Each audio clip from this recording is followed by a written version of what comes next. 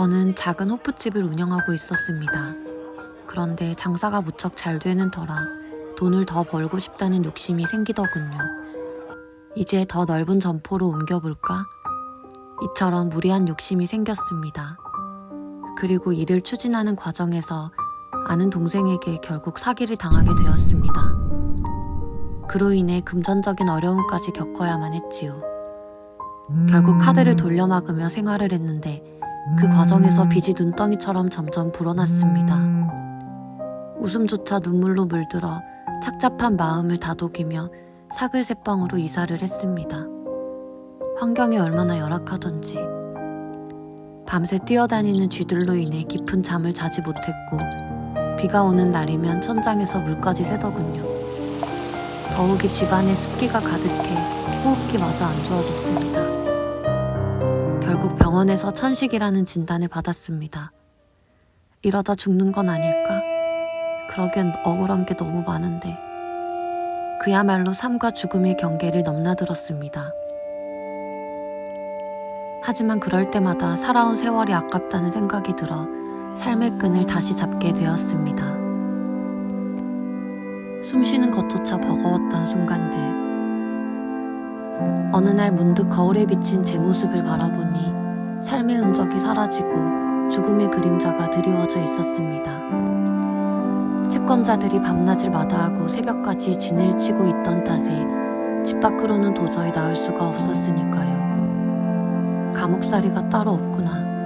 이러다 굶어 죽는 건 아닌지. 결국 높은 이자의 사채까지 쓰고 말았습니다.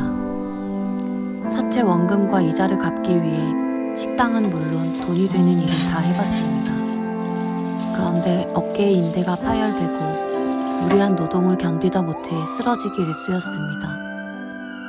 어느 날 응급실에서 눈을 떠보니 고통에 몸부림치는 한 중년 남성이 보이더군요.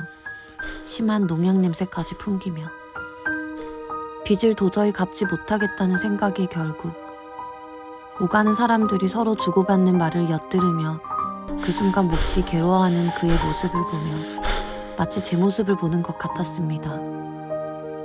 그래, 다시 한번 살아보자. 슬픈 감정을 억누르며 다짐하고 또 다짐했습니다. 어느 날 지인이 운영하는 카페에서 서빙을 하던 중 손님이 두고 간 작은 노란색 볼펜 한 자루를 발견했습니다.